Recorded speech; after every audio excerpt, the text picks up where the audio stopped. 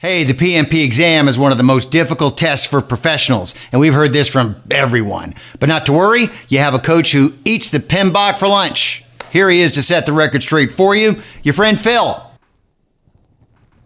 What's up, my fellow project managers? I hope you're doing awesome today. What is up? Today we're going to be talking about PMP exam myth busters. I did a video, believe it or not, almost a decade ago. I'm talking about an entire decade ago.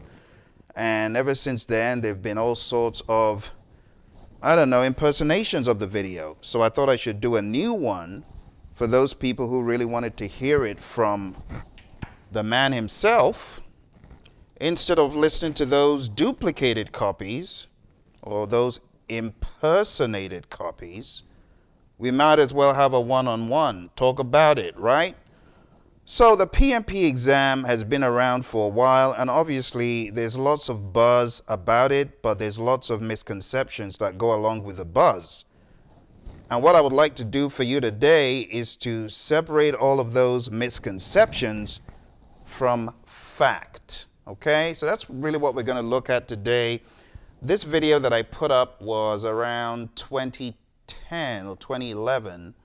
And I talk about PMP exam success strategies. And that's pretty much what I'm going to be looking at today. How to succeed on the exam, but at the same time, to strip those myths. And there are lots of myths, lots of them. So really, that's what we're going to be looking at today. And if you have any questions as I proceed, don't hesitate to ask the questions, okay? So why don't we start off with this one? This is a favorite of mine because I've heard it so many times. It's the formula myth. And, just a few days ago, I did a series called Formula Mania for our students. And in this series, we zeroed in on all the formulas. So I'm all for formulas. I think formulas are great. I think it's important that people should know formulas. But the first myth, I call it the formula myth. And I talk about this in that video, if you've watched it way back then.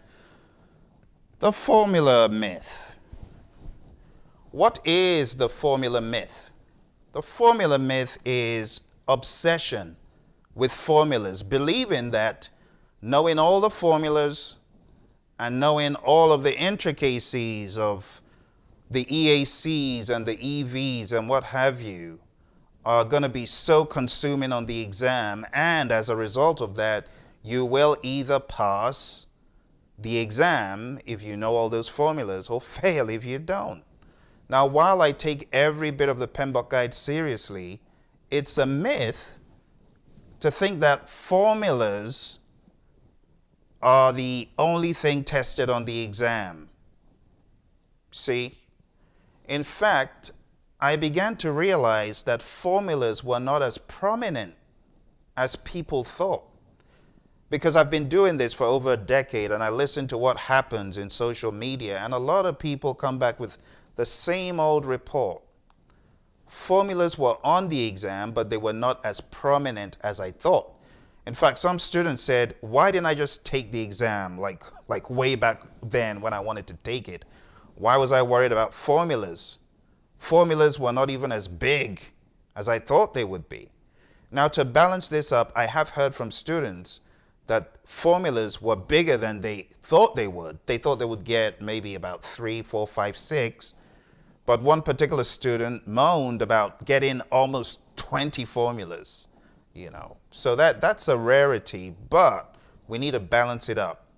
But when you look at the grand scheme of it, a lot of people are so obsessed that they think they shouldn't take the exam because they don't know every single formula like a professor. While I say leave no stone unturned, there's balance, okay? So formulas are important, but knowing all the formulas isn't what is going to make you pass the exam. And not being solid on some formulas is not necessarily going to break the bank. Although I advocate be solid, know your stuff, but it's all about balance, okay? Like back in the day when I started this, people were all into formulas. Formulas, formulas. Without the formulas, I'm going to fail. With the formulas, I'll pass. There are a lot of people who are very mathematical minded, but they fail. You know, I talk about a traffic engineer I knew who said, Phil, I give up. Maybe this stuff just isn't for me. You see, so you got to balance it out. Okay, so that's the formula myth. The next myth, you've heard me talk about this ad nauseum, and this one is do not read the Pmbok. Do not read the Pmbok myth. You've probably heard this from so many people. It is so revolting. I don't even feel like talking about it much because it just gets me, it puts me on that soapbox. I don't want to be on the soapbox. How on earth can you look at taking an exam and you don't read the book? You don't want to read the book on which the exam is based? What's the matter with you? And you're arguing and rationalizing, we don't have to read the Pmbok guide. There are many alternatives to it. Don't even get me started. It is so ridiculously dumb not to read the book on which the exam is based. And also, I feel that if I'm getting a certification and putting the label PMP against my name, won't it make sense to read the book that the exam is based on? Isn't that part of your professional responsibility? It is, in my opinion. Now, you may say my views are extreme. Well, let them be. At least if I go to a company to work and my boss puts me in the PM chair and the PMO is very, I would say, regulated, right? The third PMO in the category in the book. Well, if you haven't read the book, you don't know which one is the third category of PMO. But let's say you're in one of those PMOs and you need to know your stuff and you need to know the book. Won't you feel out of place when everyone else knows the book and you're like, I didn't read the Pmbok guide for my exam? It's a shame. What are you going to gain by not reading it? Whereas, what are you going to lose? Let me tell you that the language on the exam is smack dab in line with this book, folks. So if you're not reading the book and you're not absorbing the language, you're doing your own self-harm. Now, some people said, I didn't read the book. I passed the exam. Woohoo! Good luck to you, buddy.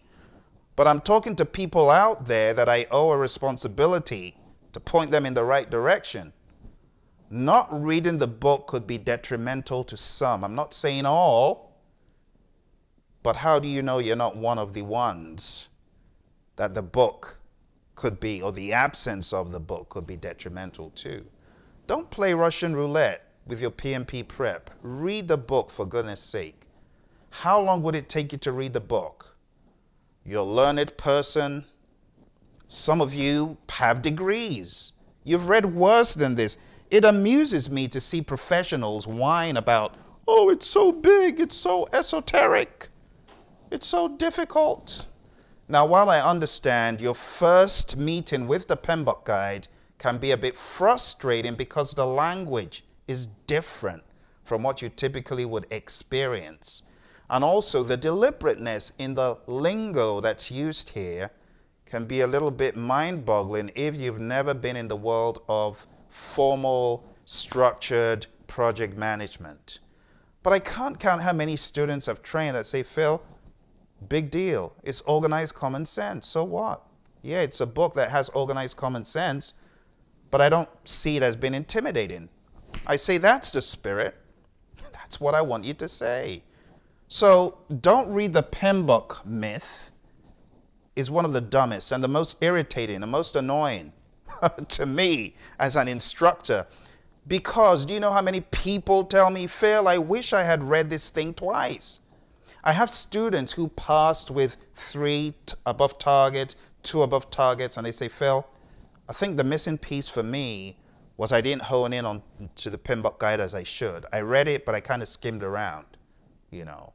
So I'm not saying that reading the Pmbok guide is the key to 5 ATs, but I'm saying, to me, it's part of my professional responsibility as a project manager who is PMP certified, okay, to know what's in the book, to read the book. So when you're dispelling the Pmbok guide, have you really dug into it to know what is in it before you say it's hopeless? Maybe you've read 20 pages out of the 756. Okay, 400 pages out of the 756.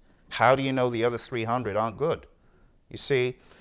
So don't be quick to dispel a book that many people have put energy, effort, attention. I can't count how many hours I have contributed to the final editions of this thing. The fourth, the fifth, the sixth, combing through, looking for errors, looking for, and someone snarkily says, well, Phil, they didn't catch all the errors. Well, maybe if you helped, they would have. I told you, don't get me started on this, don't read the Pmbok myth. Let's move on to the next one really quick. The next one is the canned question myth. Okay, the canned question myth. What is the canned question myth? The canned question myth is that myth that you often hear. People say, I'm looking for past questions. Have you ever heard that? People say, I'm looking for past questions. You're looking for past questions? What do you want to do with past questions? Well, if I get some past questions, it will show me, what I don't know. And I tell people, look, don't talk about past questions because the PMI's approach to this stuff is very different. It is very, very different. Now, I am getting some notification. You can't see the board too well, so I'm going to try my best to make the board a little bit more readable before I continue. All right? But in the meantime, I could very well take any questions that you have about the first two myths, if you have questions. Have you got any questions for me on the past two myths that we looked at? While I look at what we can do for this picture thing here. Questions are always welcome, even in the middle of the lecture.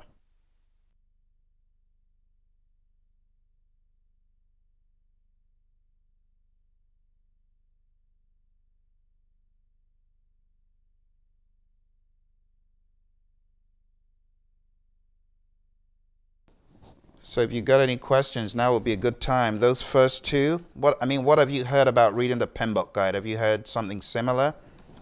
Was it your instructor that told you, you don't have to read the Pmbok guide. Just read my study guide and you'll be okay. Dear, dear, dear. We got all sorts of clowns. Clowns and pantomime acts in this field, man, I'm telling you. Some people, you just want to ask, how did you even get certified? Are you certified? I need to go to the PMI registry, because if you're teaching this stuff and teaching people falsehood, I get concerned. Oh, you don't have to read it. It won't do any harm. Just read my study guide. Ah, dear, don't get me started. All right, my friends, type in, chat in. You got questions. I want to answer them before I get on my soapbox again. Let's see if we can make this just a tinier bit more legible. I know the markers aren't like the humongous type, but still, I should be able to get it a little bit more legible for you. So just bear with me as I do that. Let's tweak it up a little bit.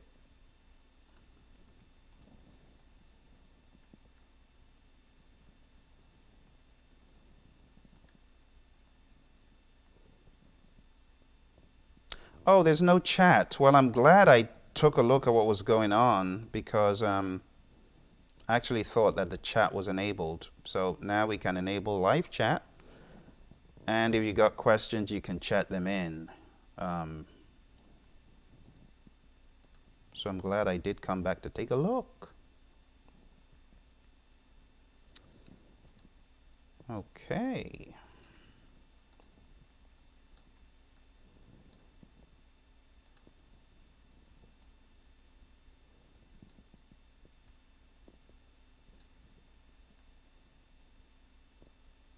Okay. Oh, I've got some major engineering work to do with this. All right, so I'll do the best I can. Okay, and we just have to use as is, and when I get done, I'll see what I can do to insert actual slides so that you guys can perhaps see this stuff better. Okay? So we were on the canned question myth, and I was saying that a lot of folks think that if they got some, in quote, past questions, they'll be able to ace the exam. You know, they would be able to do a lot better if there were some past questions they could get their hands on. And what I normally tell people is that even if you had the past questions that the PMI dished out, which of course you won't because they're not available to the outside world, but I usually tell people that the PMI, they've got so much redundancy, in my opinion, in their question banks that I don't really think that would make much of a difference. You know, the canned question myth. Some people actually go all out thinking, okay, if I hit one of those supposed sites where I can get realistic questions like from the past, then I'll pass the exam. And I tell them, don't deceive yourself, because there are no such thing as canned questions on the PMP exam. It is so variable, varied, full of redundancy that I really don't think that would make much of a difference. It's either you know or you don't. It's either you can apply what you know or you can't. All right? Next one here, number 4. I call this the I am a SME myth. I'm a subject matter expert. See, some folks think because they've been in project management for many, many years that immediately is a gold ticket to them passing the exam, and it's not. I've given you all sorts of examples on this channel, people in the medical profession that are used to reading huge tons of information, lots of information, and they say, Phil, this is a little bit different. I'm going to have to put on a different thinking cap. People in the legal profession, people in the engineering profession. I train a bunch of engineers at a well-known firm, and each one of them, who are now PMPs, because we were doing PDU training, each one of them said, Phil, that exam was the most difficult exam I'd ever faced. In fact, one of them, who's a PE, said he passed his PE, watch this, and failed a PMP. So it just debunks a lot of those myths. You know, when you hear someone who aced his PE couldn't make the PMP, you know, so you got to think about things like that. All right, the next myth here is the knowledge is power myth. You probably heard people say knowledge is power. Well, on the PMP exam, it ain't. On the PMP exam, knowledge is not power. You know what is power on the PMP exam?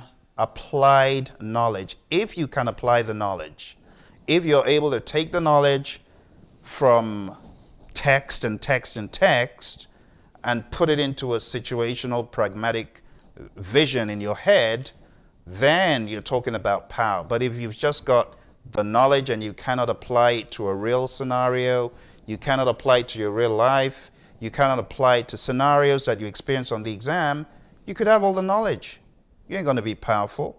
Like on the CAP-M, the knowledge, I agree, for the CAP-M, it is power. But for the PMP, it is the applied knowledge, the application of knowledge. That's why some people pass the CAP-M. They do well. They may even get all proficient on the CAP-M, all above targets. But they cannot pass the PMP. Why? They cannot process the knowledge to apply it. And that's the reality of the PMP exam. That's what makes it very difficult for some people. So when you think about knowledge on the PMP exam, it is not power. It is the application of the knowledge that's power. All right, here's another myth that makes me grit my teeth. It's the PMP content outline is worthless. Have you ever heard that? What is the use of this thing? It's hopeless. There's nothing in it. It's not text. Well, I do want you to know, my friend, that the PMP exam is based on the PMP exam content outline. So if you're not reading the content outline, you're looking at it as a waste of time, waste of your energy, you're mistaken. Maybe you're reading it the wrong way. So I want you to go to my website where I've got a page for this. In fact, just Google it. It's PMP failure stamp out. PMP exam failure stamp out. If you Google that, it should probably come up in the first part of the search, PMP exam failure stamp out. And you can watch for free right now, although that's going to change. That page is going away because people abuse the page. They don't use it properly. So I'm getting a little bit fed up of that. That page is going to be going away. So if you really want to know about the PMP content outline, you want to go to that page quick and go watch the videos. It's called PMP Exam Failure Stamp Out. And I've got about 5 or 6 videos for free about the content outline and how each one maps to processes in the Pmbok guide. And that is what the exam is based on, the content outline. So if you're not reading the content outline, I feel sorry for you. You're just throwing away gold. Back in the day, the PMI put this out. It was $39.99 thereabouts. And then people moaned, why should the PMI charge us for this? So the PMI made it available for free. But people don't look at it now because it's free. The value, it doesn't seem valuable. I want to encourage you, download the PMP exam content outline, read it. It's the blueprint on which the exam is based. To me, it is a very sensible read because it shows me what the PMI expects a project manager to be able to do. Okay, so take a look at that. Okay, we got 4 left. The next myth is, I call it the boot camp with rose tinted glasses. You probably know where I'm going with this. The Pmbok with rose tinted glasses myth. What does that mean? Well, what that means is some people go for boot camps thinking that the boot camp is going to prep them for the exam, and that is the only thing that they'll need, just the boot camp. And once they come out of the boot camp, it's just like coming out of the microwave, and bing, out comes the ready to take the exam PMP to be. No. You go for a boot camp, it's gotten you to an accelerated level of knowledge and abilities. But for a lot of people, if you didn't do any pre-course work, you're not ready to face the exam. You're not. And I usually advise students to take another week or 2 after a boot camp to consolidate their thoughts, make sure they're ready. Now, I have had students in the past that do a lot of pre-course work. They read the Pmbok guide. They'll actually read our study guide, the Project Management Essentials book. They go on the learning system and do all that they should, and that's okay. And if they did all that, then not only are they studying for the class, they're actually studying for the exam as well.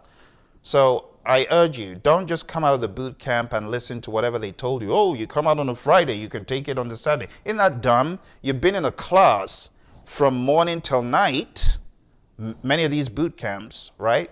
Grinding at the mill from 8 to 6. And they throw you into the exam on a Saturday. Doesn't that even sound suspicious? It sounds silly to do that.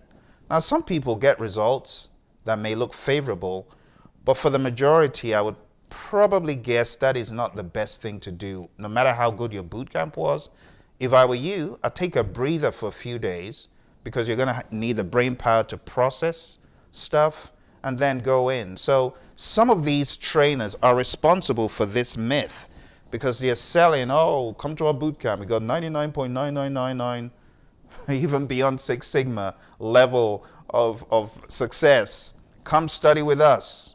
It's a bunch of baloney. Don't listen. I would advise you, take some time out after your boot camp and don't go all crazy, okay? So that is number 7. We got 3 more. Okay, number 8.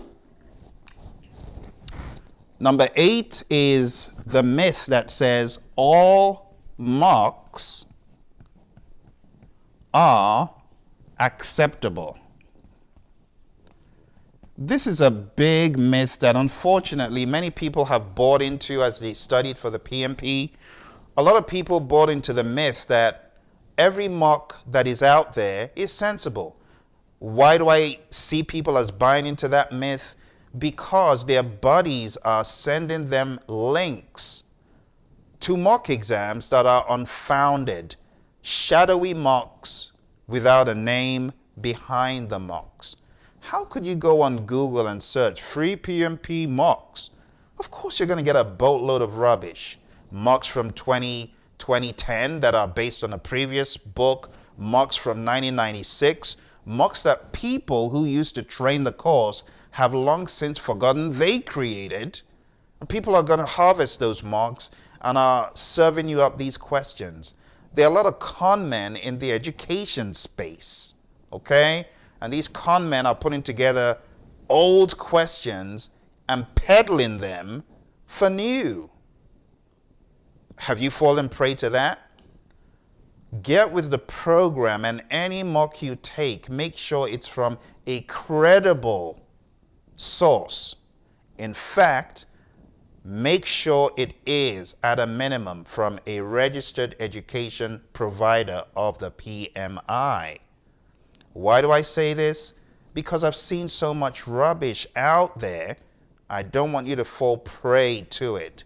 So you think you're cutting costs, saving money, taking courses, taking quizzes, taking mock exams from a non-REP source. At a minimum, your local PMI chapter, folks. At a minimum. Now, of course, I want you to come to my course. So if you haven't signed up for the Praizion course, you already know what my view is. I'm like, what are you doing? Okay, well, if you don't want to, I can't force you. That course is the best, okay? So if you really want to sign up for a course that will boot you into success, you need to have gone to praizion.com eons ago, okay? So if you haven't been there, that's all right. But at a minimum, I would say go with a registered education provider at a minimum. If you don't want to sign up for my course, right? You don't want to party with your buddy Phil, don't sign up for it. But if you really mean business, you should be on that course. You should be on our online self-study course. Okay? Do it. Seriously, you've been looking at the course for a while. Do it. Do it. What are you waiting for? You're looking for a cheaper alternative that's not the best? Enough said. All right.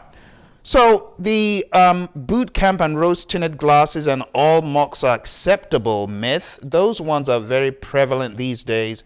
I see a lot of people thinking that, oh, that's all I need to do. It's not all you need to do. Number 9. Just show up. Too pro-metric. Without a plan. It's amazing how many people subconsciously do this. They got no exam plan. You must have an exam plan. Cradle to success or victory, if you will. Have a plan for how you're going to study, for the course you're going to be taking. Have a plan for what you're going to do 4 weeks to the exam, 3 weeks to the exam.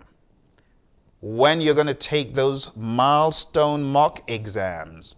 So we've got 3 milestone mock exams on our system. I recommend people take them 3 weeks out as they approach the exam. Apart from our major mock, we've got another 200 question mock, the challenge mock. If you're a student, you haven't taken the challenge mock, you better not leave it to the last minute. We got a 2020 mock. Don't leave it to the last minute. Schedule it out.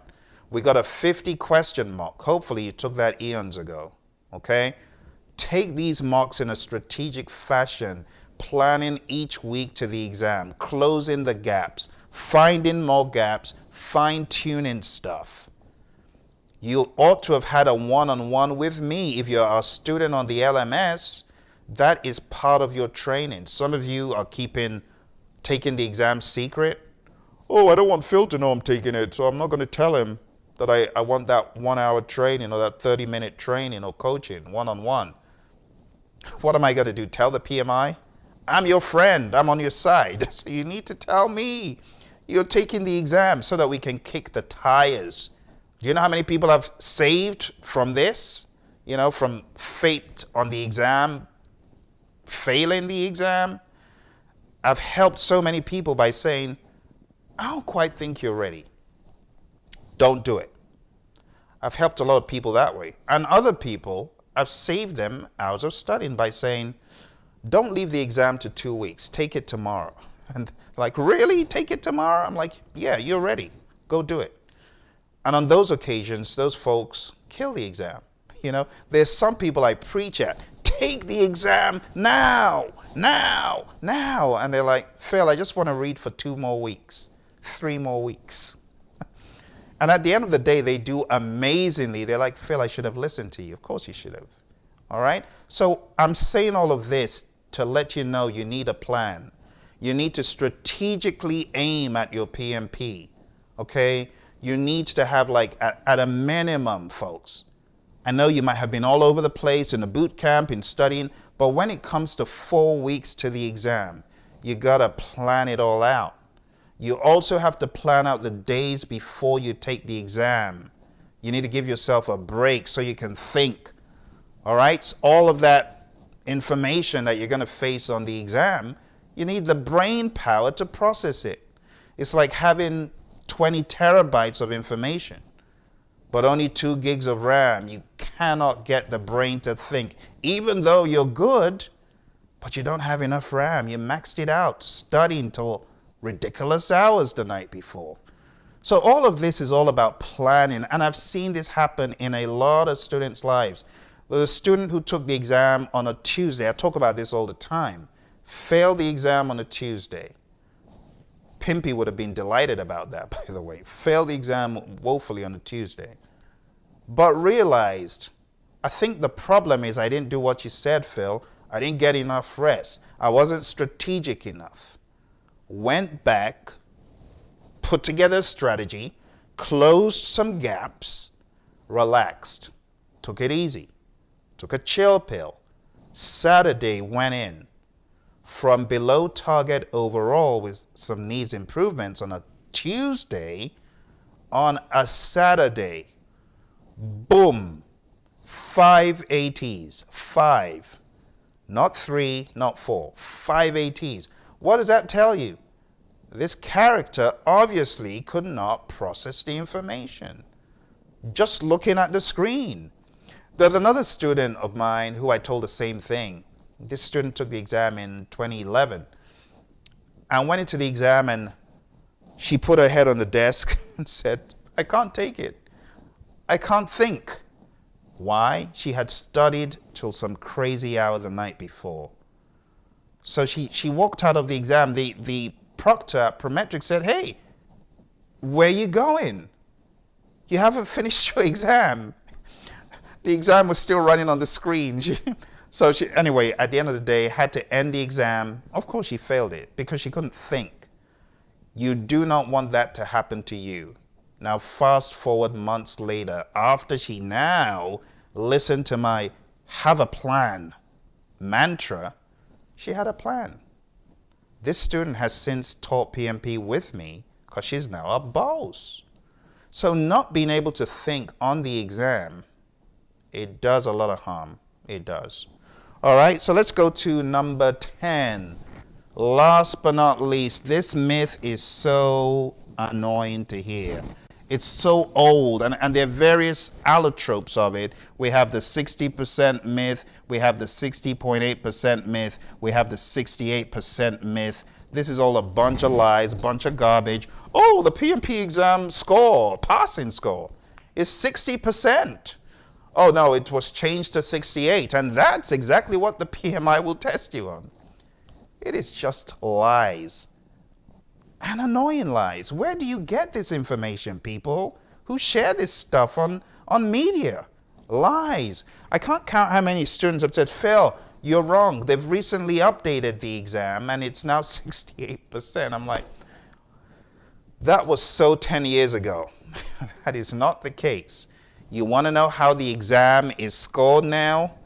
You might want to go look up the Angoff cutoff technique. ANGO double F. Go take a look at it, the Angoff cutoff technique.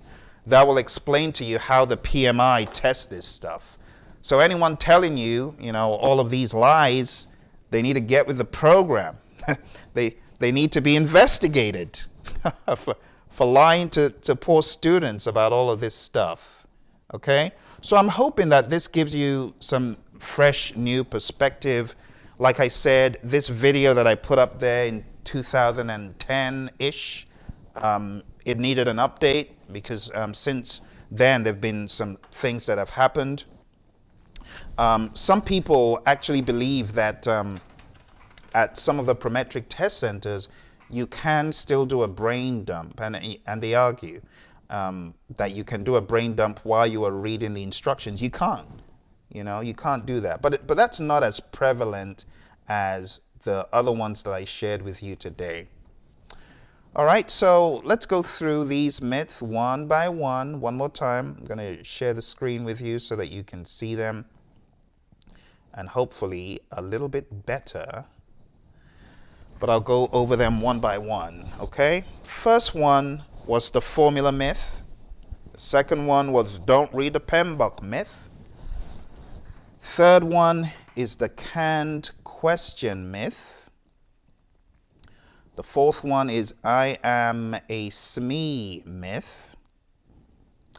The fifth one is knowledge is all the power myth. Sixth one is the content outline is worthless. It's a worthless tool. Why would you waste time looking at it? The next one is the boot camp and rose tinted glasses myth. I'm hoping you can see it a little bit better now. The seventh one is boot camp and rose tinted glasses. Eighth one is all mocks are acceptable. The ninth one is just show up without a plan. And the 10th one is the 60% myth. Lies you hear about the PMP exam and things that make you go, where on earth did they get that from? All right, so I hope that helps you have some perspective. I know these things, they're all out there on media. You hear them from different sources, and it is good to keep them straight, okay? All right, if there are no questions, I just want to say a big thank you to you for joining. Those of you who are on the channel, lots of time without fail, going over a lot of this stuff with me. I appreciate you. Thank you for following. Thank you for adding value by adding your questions.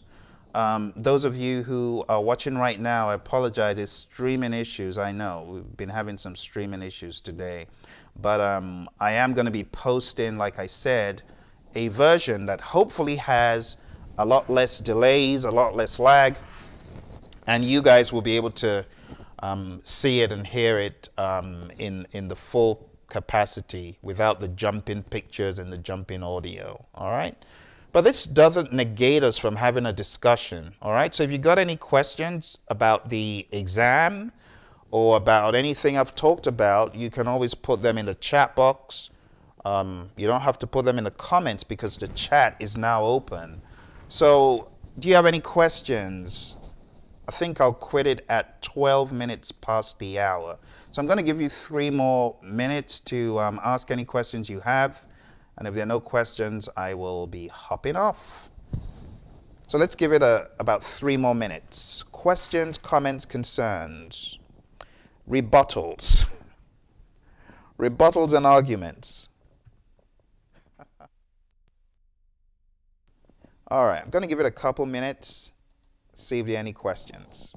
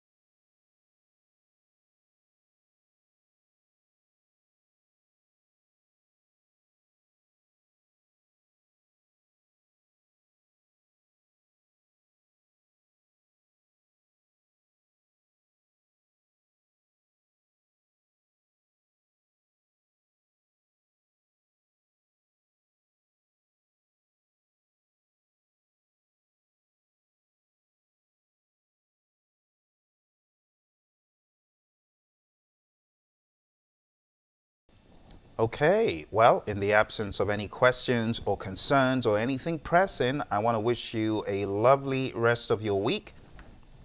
Don't forget, this is the channel where I help answer your questions about the PMP exam, about project management, or anything else related.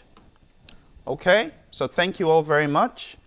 And I look forward to hearing the great news. Some of you are taking the exam this week. You know who you are. Well, I'm looking forward to hearing great news, looking forward to interviewing you on this channel, and also looking forward to anyone else out there taking the CAP-M. I'm not sharing your names, but you know you're taking the CAP-M soon.